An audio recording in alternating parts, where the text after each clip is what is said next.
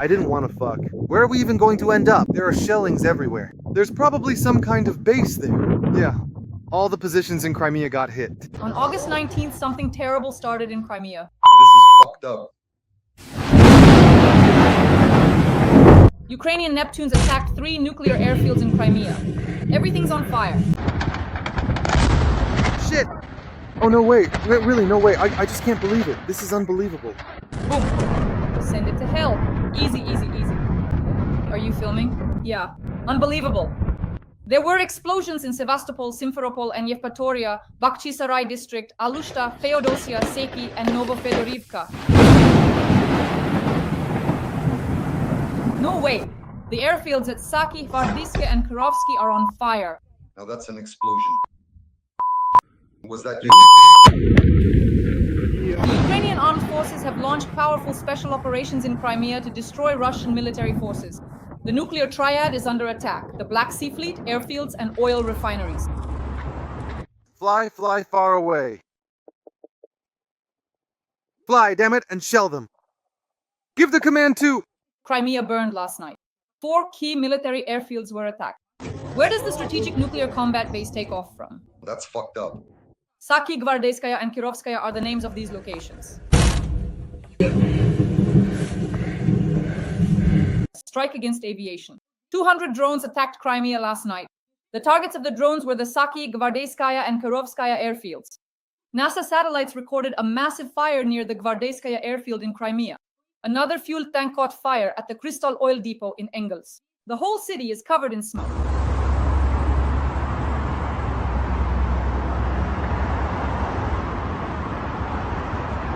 As they say, the show must go on, or rather, the activity at the Crystal Oil Depot in Engels has been ongoing for several days now. Meanwhile, Russia has lost another Su-25. Special Operation Forces destroyed a decision-making center in the Kherson direction. And also, the headquarters of the Russian forces in Makivka was attacked and blown up. Let's discuss all this with the well-known military analyst Roman Svitan. Roman Grigorievich, welcome. Thank you. Wishing everyone good health. Roman Grigorievich, let's start with the hell in occupied Crimea, because more than 200 drones attacked 3 key military airfields: Gvardeyskoye, Saki, and Kirovskoye. Novofedorivka was also attacked. The floor is yours.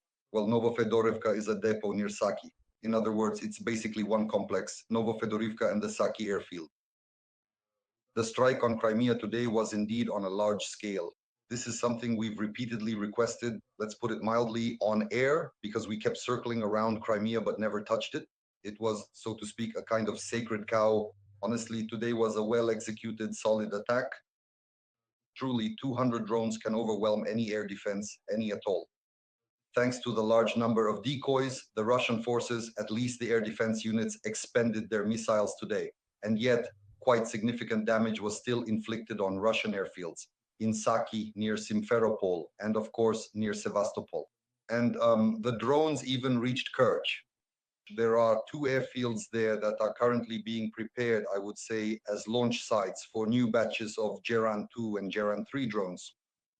And these 2 airfields were also attacked, at least as of now. The operation was well thought out and excellently executed. Most likely it was carried out by our forces, the army. In other words, this is not a special operation. Most likely it's regular army work. One could even say that this is already under the command of Madhyar, the newly appointed commander of the Unmanned Systems Forces.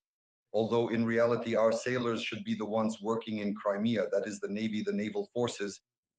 Within the naval forces, there should be their own Madhyar, their own sailor Madhyar, who will create unmanned systems forces specifically focused on maritime operations, underwater, surface, and aerial systems for the liberation of Crimea.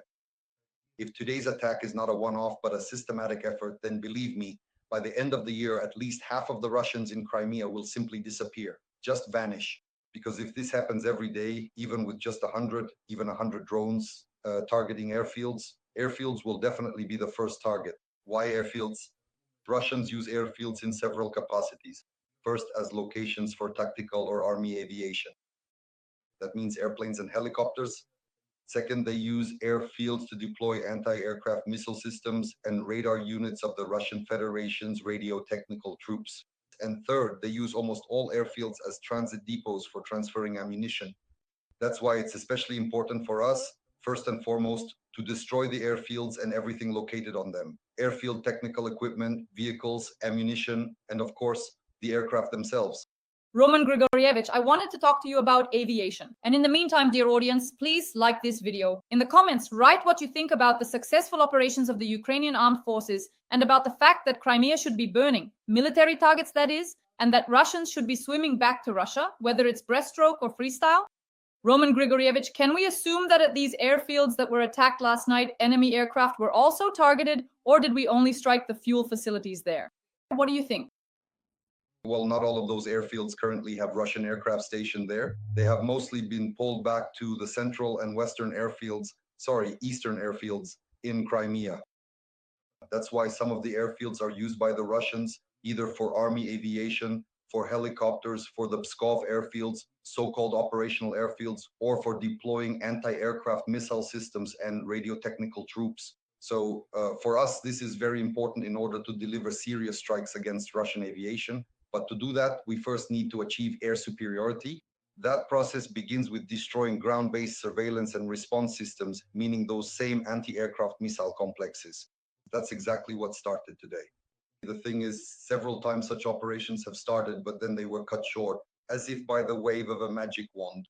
How many times have we talked about this? Here's the beginning, here's the start, and then suddenly it shuts down again for a month and a half, or even two. And no one is giving Crimea a sideways glance, at least for now.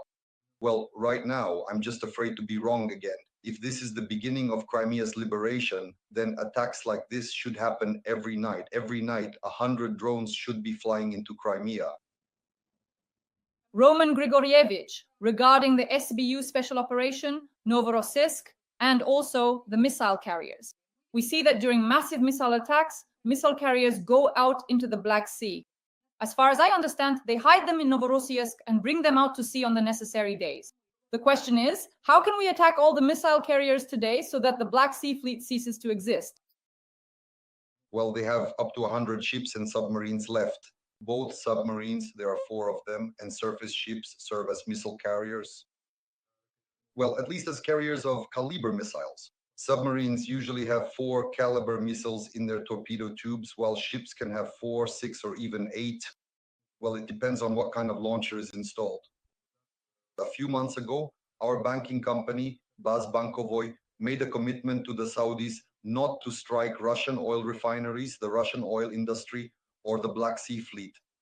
That's why they now feel right at home, as they say. At least in the eastern waters of the Black Sea. So here, first of all, the question is for the politicians. Well, actually, not even for the politicians. Now, the question is for the security services. Why haven't they yet arrested for treason those politicians who ensure the safety of Russian hydrocarbons and the Russian Black Sea Fleet? The Russians leave the base, let's say the Novorossiysk base, and go out to sea only to avoid being hit. That is, when they enter the base, it's a compact area with a high concentration of Russian ships. They move out of the strike zone and then naturally return, mainly for maintenance purposes. If we analyze whether Ukrainian special services could carry out something similar, but only on Russian territory, do our capabilities match theirs? Let's discuss this. Well, from a military standpoint, the preparation and execution of the operation were at the highest level. Special services were involved, including Mossad and several other Israeli intelligence agencies, plus the Air Force. Again, pay attention to the main thing. It's the Air Force, meaning long-range strike capabilities. 200 fighter jets or various types of aircraft took off and struck pre-identified, previously scouted targets. Moreover, the air defense systems had been practically neutralized beforehand by a Mossad special operation. So it was a combined attack, well thought out, well prepared, and well executed. But that's from a military perspective. It's like if we were now discussing how well sharpened the executioner's axe was when he beheaded some king. Well, yes, it was well sharpened, no doubt about that. But the question is, why was there a need to behead at all? That's a different question, a different aspect altogether. The fact is, Israeli strikes on Iran at this point would ignite a war in the Middle East, and that would affect us as well. At the very least, it would hit us first and foremost by driving up oil prices. Right now, the price of oil has already risen by more than 10%, and it could go up by as much as 30%. In other words, oil could rebound to $100 per barrel. That means Russia would receive twice as many petrodollars as before. There had been a trend toward falling oil prices, a trend toward a decline in the Russian economy. Now everything has turned completely around 180 degrees. There will be a rise in oil prices, a rise in the revenues of the Russian hydrocarbon sector, and naturally an increase in the production of military equipment, the purchase of ammunition, and the mobilization of new recruits. So the war in the Middle East will hit us very hard through the resulting upturn in Russia. And at that moment, when it was necessary to destroy the Russian hydrocarbon sector, our banking cabal shielded Russian oil and gas facilities from attacks by our special services and our army. How can we counteract this? By reactivating the mechanism of Malak's sanctions and strikes. The most effective sanctions against the Russian oil and gas sector are its complete destruction. All the more so since it is begging to be destroyed. Well, so that finally, yes, even Russian partisans are doing this. Well, we can see how they set forests on fire where Russian oil pipelines run, how they set fires, even as we mentioned, in the Far Eastern Ukrainian People's Republic in Komsomolsk on Amur. That's right by the Amur, that's our so-called green wedge, and an oil refinery was burning there. Roman Grigorievich, why is it that what can be effectively done with Iran cannot be similarly done with Russia today? Well, first of all, we don't have the means. Believe me, if we had the means, some of our agencies would have done it long ago. We don't have missiles. We don't have ballistic missiles, cruise missiles, even though we should have. In a rocket-producing country like Ukraine, not having missiles is just laughable and tragic. This is a question for the authorities, for all the authorities over more than 30 years of our independence. We were left without missiles during the Russian offensive operations. So yes, it can definitely be done, but it's something we have to do ourselves. No one is going to do anything for us, and there's no point in asking anyone else. We have to do it ourselves, and we need to strike at the Russian leadership, including those who are in the Kremlin. The Rubliovka bathhouses in the Kremlin, how long have we been talking about this? 3 years. What should we be? How should we be? What should we have? Strikes on certain Iranian military targets. Well, first of all, nuclear facilities. Well, it's not that easy to reach a nuclear facility. For example, the facility that was attacked by the Israelis is buried more than 50 meters underground. You can't just get to it like that. That's one. And second, above this facility, above the reactor and the centrifuges, there is an 8-meter thick layer of concrete. In other words, they really went all out in preparing it. So when it comes to Iran's nuclear facilities, if we're being realistic, they didn't inflict any damage. Bushehr is a plant that runs on Russian fuel, and in that sense, it hasn't been touched at all. There are about 5 or 6 Iranian facilities where, well, for the most part, they only tried to hit one. And while they did hit it from above, inside, it's still operating as usual. The centrifuges keep spinning, and what will Iran's response be? Well, who knows? All the more so now the Pandora's box has been opened. That is, the strike was on a nuclear facility. So now Iran could retaliate with similar nuclear waste after all. They could take the waste from Bushehr now, and if they scatter strontium and cesium over Israel, you wouldn't be able to live there for 24,000 years, at least according to the effects of cesium, as far as I know. And if they hit with uranium-235 or uranium-238, one has a half-life of 700 million years and the other 4.5 billion years. So can you imagine what would happen to Israel in that case? So again, who will end up suffering the consequences? The Zionists will gossip, they'll flee to the United States, and it will be the ordinary Israelis who are left behind to deal with the radiation. These are things that simply cannot be allowed. Strikes on nuclear facilities are absolutely unacceptable by definition. There are certain international monitoring mechanisms like the IAEA, and it has been granted access to some sites there. Recently, preparations were already underway to renew the 2015 agreement, again under IAEA supervision together with the Europeans. But the Israelis carried out a preemptive strike, solely to preempt the agreement with Europe and the IAEA. In other words, Iran was not given the opportunity to sign this agreement. If the agreement had been in place, as it was from 2015 to 2018, the IAEA would have had full oversight over all stages of uranium enrichment. That's why the Israelis have now created, or rather, the Israelis have created a problem for ordinary Israelis. And what the response will be, well, it's hard to say offhand, but Iranians are not simple people either, believe me. There are significantly more of them, at least in terms of numbers, and no one is going to forgive things like this. That's why there's still a serious bloody war ahead, which for us, it's negative. It hasn't brought us any positives and it won't. Why? Because the Shaheds everyone talks about, the Iranian ones and so on, are actually the Chinese Sunflower 200. The Russian Geran is not an Iranian Shahed. The Russian Geran is the Chinese Sunflower 200. No matter how many military facilities are destroyed in Iran, the Russians have been assembling the Chinese Sunflower 200 from Chinese parts and calling it Geran, and they'll keep doing so. If we're talking about striking the main production plants, then those are in China. Are the Israelis going to fly to China to destroy Chinese factories? That's something our special services should be doing. These are questions for our special services. Dear audience, please like this video. Let us know what you think in the comments. We're returning to our main topic, the Russian aggression, the war of Russia against Ukraine. Roman Grigorievich regarding the oil depot, for example, at the Kristall oil depot in Engels, another fuel tank caught fire. The whole city is covered in smoke. Essentially, drones attacked the oil depot on the night of June 5th to 6th, but the fire still hasn't been extinguished. Let's assess this operation. Well, first of all, it's not just an oil depot, or rather, not an ordinary oil depot. If we're talking about oil depots, the Russians have thousands of them. But in reality, this is a fuel and lubricants storage facility for the Engels 2 backup aviation airfield. And it's precisely in this capacity that it is very important to us. This is an expendable warehouse, the main base and primary storage for aviation kerosene. It's underground, located in karst caves and caisson reservoirs. In other words, just try to get there. There are tens of thousands of tons of kerosene stored there. So from this underground reservoir, the fuel is pumped into the expendable base, into Crystal, and from there it goes to the Pole petroleum oil and lubricants warehouse, what we call the Pole warehouse. And from there it is used to refuel the same aircraft. And the point was chosen correctly, where at least the main flow could be cut off. Of course, they also have a backup option where they can refuel directly from the caissons, but I think we'll get to those as well. So the strike on this Pole warehouse was excellently executed and precisely calculated. We discussed with you how the attack was carried out. They broke through the Russian air defense frontally using a large number of decoy drones, and the strike drones got through, took out the target, and set 3 tanks on fire right away, immediately. And until it burns out completely, this won't stop. Kerosene is an interesting product. You can actually use it to put out fire. If you take a bucket of kerosene, pour it on a fire, it actually puts the fire out. But it's the kerosene vapors that burn.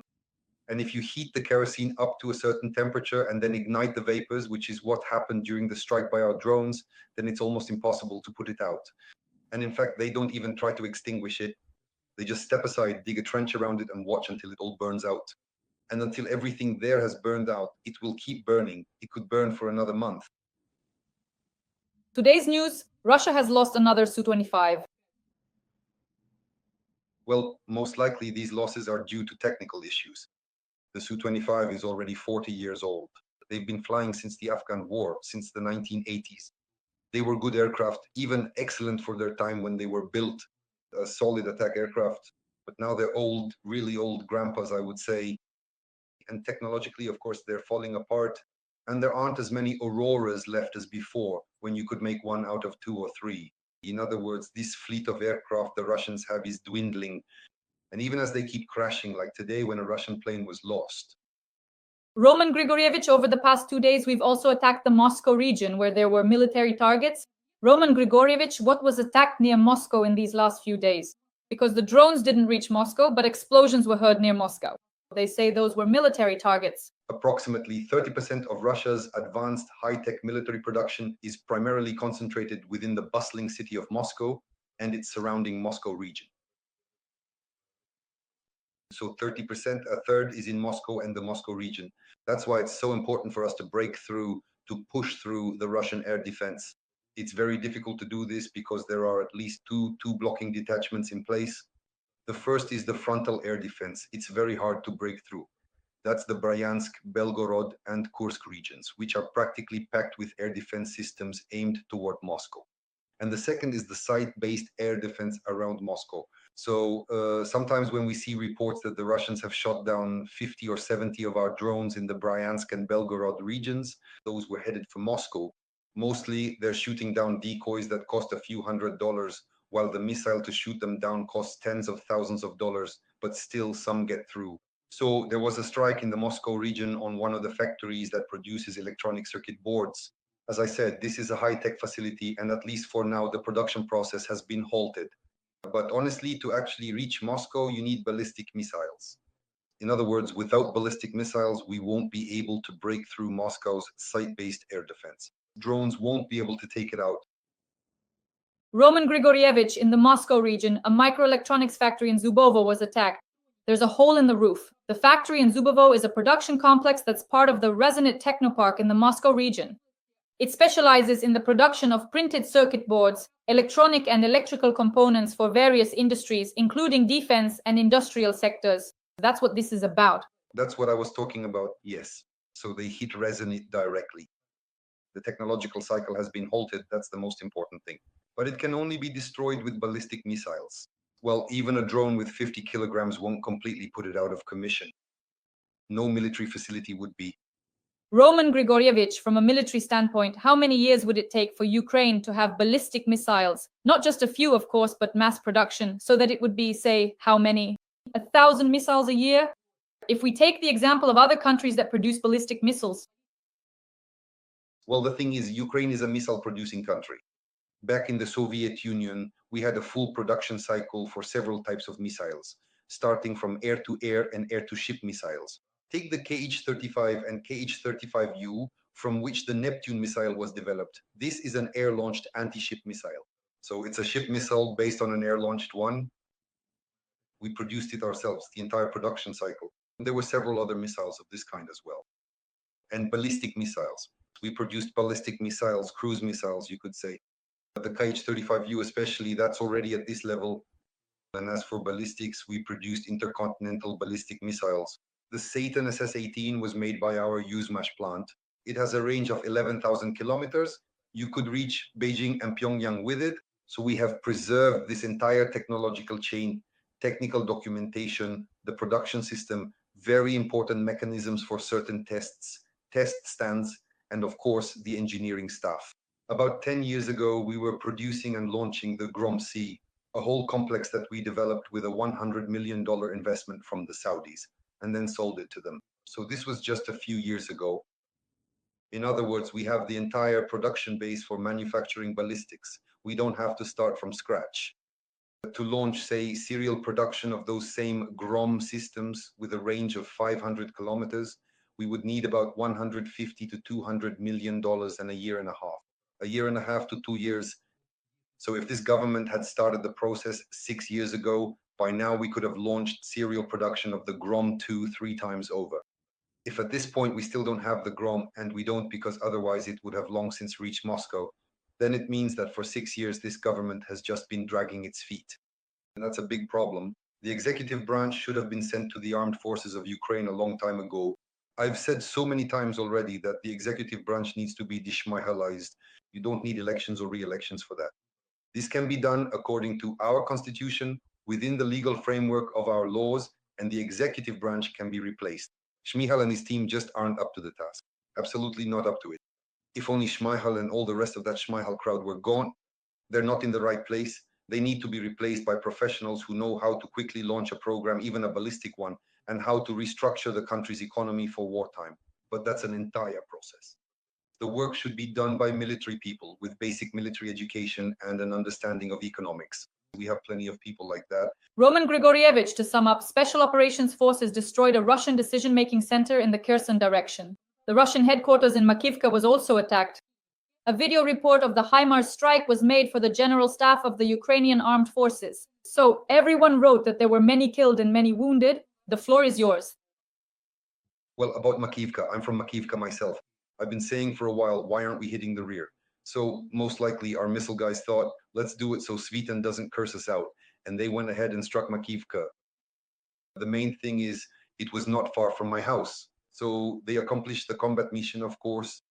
Well done, the range allows it, and we have the means to strike. HIMARS work well at that range. And of course, in Kherson, on the so-called southern front, there's some serious Russian activity going on there right now. They are still at a crossroads, deciding where to send the remaining reserves, either to reinforce the Zaporizhzhia direction, meaning the operations there, or to the right bank of the Dnipro near Kherson. In other words, they still haven't decided yet because the reserves that could have helped them in either direction were burned by Putin before May 9th, as he set unrealistic, essentially unachievable objectives. So right now, at this moment, you could say, let's thank Putin for his complete idiocy in strategic planning, because it's precisely his idiocy, this political trap, that is now giving us a breather. We still have about 2 months before the next wave of reserves arrives. In these 2 months, we can give the Russians a hard time. Well, we'll see what exactly we'll give them a hard time for, and then we'll talk about it in each of our reviews. Roman Grigorievich, we're already at the end. The Russian armed forces have entered Yablonivka in the Sumy region according to Deep State. That's 26 kilometers from the regional center. The gray zone has also expanded in Yunakivka, a village at the epicenter of the fighting. Please comment on this, it's very important. Yablonivka and Yunakivka. Well, yesterday they said they were 20 kilometers from Sumy, and now it's already 26 kilometers. So does that mean they're having a negative advance? They've retreated 6 kilometers in the opposite direction. That's about where they are, somewhere between 20 and 30 kilometers. They're milling around and will keep milling around in this area. It's a small bridgehead, even from the perspective of just the Sumy region, not to mention all of Ukraine. A small bridgehead that the Russians jumped into on the heels of our retreating troops. That was a mistake made by our politicians. Here, we were thanking Putin for his political decision. Here, it was a significant and regrettable mistake by our politicians, who deliberately held our brave troops in highly vulnerable offensive positions on the crucial Kursk direction, pushing them almost to the very brink of an absolute disaster. Then we had to run, because you see, the politicians wanted to negotiate with the Saudis from a stronger position, at least. Nothing came of it for them, and we had to flee from the Kursk region. And on the heels of our retreating troops, the Russians rushed into the Sumy region. But I'll say it again, this is about the same level as in the Kharkiv region, around the area of Lipetsk, where they are now, near Vovchansk. So they rushed in, and that's it, they got stuck. In the same way, the Russians will be stuck just around Yablonivka, Yunakivka, and so on. But nothing more.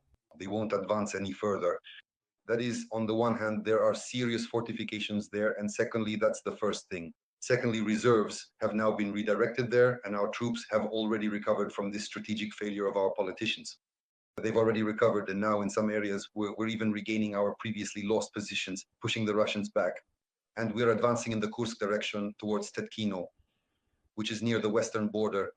The Russians entered our territory, and we entered theirs. Alavodi.